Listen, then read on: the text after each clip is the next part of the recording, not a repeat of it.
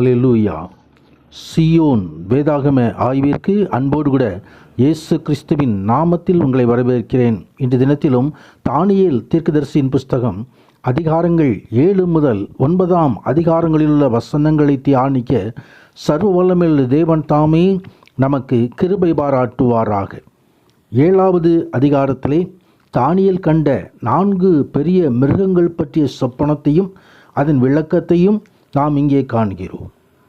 ஆண்டவராகிய தேவன் தானியேலுக்கு இந்த சொப்பனங்களை அதன் அர்த்தத்தை விளங்கக்கூடிய வரத்தை ஆண்டவர் கொடுத்திருந்தார். ராஜா தரிசனம் கண்ட பொழுது, சொப்பனம் கண்ட பொழுது அதற்கு விளக்கங்களை தானியேல் கொடுத்ததை நாம் அறிந்திருக்கிறோம். பிறருடைய தீர்க்க தரிசன சொப்பனங்களுக்கு தானியேல் வியாக்கியானம் அளித்த அதே வேளையிலே தானியேலுக்கும் தேவன் விசேஷித்த சொப்பனங்களையும் தரிசனங்களையும் கொடுத்ததை இந்த அதிகாரங்களிலே நாம் பார்க்கிறோம். அவனுக்கு ஏறத்தாழ 70 வயது இருந்திருக்கலாம்.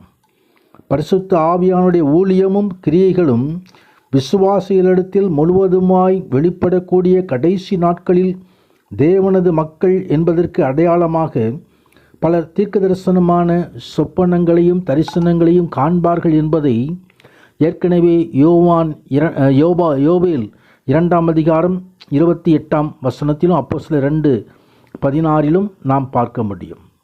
கர்த்தருடைய நாமத்துக்கு மகிமை உண்டாவதாக. இங்கே தானியேல் 4 பெரிய மிருகங்களை குறித்து பார்த்தார். இங்கே முதலாவதாக ராஜரீக வல்லமைக்கு அடையாளமாக ஒரு சிங்கம் காணப்படுவதை குறித்து பார்க்கிறோம். புதிய பாபிலோனிய சாம்ராஜ்யத்தை இது குறிக்கிறது. பறவைகளின் ராஜாவாகிய கழுகு நேபுகாத்நேச்சாரின் வலுகும் வல்லமையும் அதன் இறகுகள் பிடுங்கப்பட்ட நிலைமையும் ஏற்கனவே நாம் 4 அதிகாரங்களிலே தியானித்திருக்கிறோம். ஒரு பக்கமாய் சாய்ந்து நின்ற கரடி மேதிய பெர்சிய ராஜ்யத்தை குறிக்கிறது. அந்த ராஜ்யத்தில் மேதியர்களால் பெர்சியர்களால் அதிகாரம் இருந்தது. அம்மிருகத்தின் வாயிலிருந்து 3 விலா எலும்புகள் அவர்கள் பிடித்திருந்ததான பாபிலோன், லீதியா, எகிப்து ஆகிய நாடுகளை குறிக்கிறது. அடுத்தது 4 சட்டைகளுடைய சிவிங்கி பலமுள்ளதும் வேகமாக ஓடக்கூடியதும் ஆகும். இது மகா அலெக்சாண்டரின் சாம்ராஜ்யத்தையும் அவனது வேகமான வெற்றியையும் குறிக்கிறது. இந்த 4 தலைகளும் அவன் மரித்த பின் அவனது சாம்ராஜ்யத்துக்கு உருவான 4 ராஜ்யங்களாகும். அவை அவனது தளபதிகளிடையே பிரிக்கப்பட்ட அந்த பகுதிகளாகும். கிரேக்க நாட்டையும் மக்கெதோனியாவையும் அங்கே அவர்கள் பிரித்து எடுத்துக்கொண்டார்கள். பாபிலோனி சிரியாவையும் மற்றொரு தளபதி எடுத்துக்கொண்டார். கிரேக்க நாட்டை இன்னொரு தளபதி எடுத்துக்கொண்டார். பாலஸ்தீனா, எகிப்து ஆகியவற்றை இன்னொரு தளபதி எடுத்துக்கொண்டார். இப்படியாக அங்கே வரலாற்றில் நடந்த காரியங்கள் ஏற்கனவே தானியேலுக்கு கொடுக்கப்பட்ட தரிசனங்கள், இந்த தரிசனங்கள் வரலாற்றில் நிறைவேறிக்கிறதை நாம் இந்த நாட்களிலே நாம் அறிந்து கொள்ளலாம். தொடர்ந்து 8வது வசனத்திலே ஒரு சிறிய கொம்பை குறித்து எழுதப்பட்டிருக்கிறது. ஏற்கனவே பார்த்த அந்த மிருகத்துக்கு 10 கொம்புகள் இருந்தன என்று சொல்லி அந்த தானியேல் பார்த்து கொண்டிருந்தார். அதில் ஒரு சிறு கொம்பு இருந்தது, எழும்பிற்று. அதன் முன்பதாக முந்தின கொம்புகளில் 3 பிடுங்கப்பட்டது. இதோ அந்த கொம்பிலே மனுஷ கண்களுக்கு ஒப்பான கண்களும் பெருமையானவைகளை பேசும் வாயும் இருந்தது என்று எழுதப்பட்டிருக்கிறது. இந்த கொம்பு உலகத்தில் கடைசியான பாவ மனுஷன் அந்தி கிறிஸ்து தேவ மக்களுக்கு விரோதமாக யுத்தம் பண்ணி அவர்களை மேற்கொள்வதையும் அவன் தேவனுக்கு விரோதமாக பேசுவதையும் இங்கே காண முடியும். தொடர்ந்து 9வது வசனத்திலே சிங்காசனங்கள் வைக்கப்பட்டது, நீண்ட ஆயுசுள்ளவர் அதில் வீற்றிருந்தார் என்று சொல்லி ஆண்டவராகிய தேவனை குறித்து அவர் நியாயாதிபதியாய் வெளிப்படப் போகிறார் என்பதை குறித்தும் அங்கே வசனம் தெரிவிக்கிறது.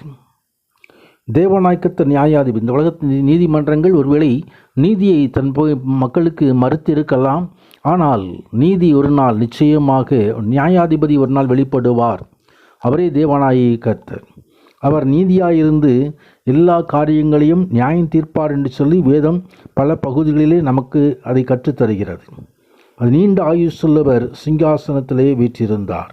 கர்த்தருடைய பரிசுத்த மகிமை உண்டாகும். தொடர்ந்து 13வது வசனத்திலும் தரிசனங்களிலே பார்த்து கொண்டு பொழுது மனுஷகுமாரனுடைய சாயலுக்கு ஒப்பான ஒருவரை தானியேல் பார்த்தார்.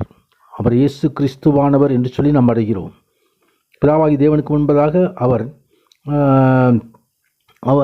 ராஜ்யத்தை நித்திய ராஜ்யத்தை பெற்றுக்கொள்ளும்படியாக கடந்து வருகிறதை குறித்து பார்க்கிறோம். அங்கே வானத்து மேகங்கள் என்று கொஞ்சம் குறிப்பிடப்பட்ட மகிமையின் மேகங்களாய் இருக்கலாம்.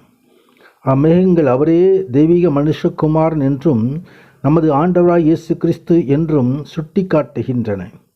அதை லூக்கா சுவிசேஷத்திலும் லூக்கா 21ஆம் அதிகாரம், யோவான் 15ஆம் அதிகாரங்களிலும் நாம் காண முடியும். தொடர்ந்து 17வது வசனத்திலே 4 ராஜாக்கள் எழும்புவதை குறித்தும் தொடர்ந்து இந்த வரலாற்றில் நடந்த காரியங்களை குறித்தும் எழுதப்பட்டிருக்கிறது.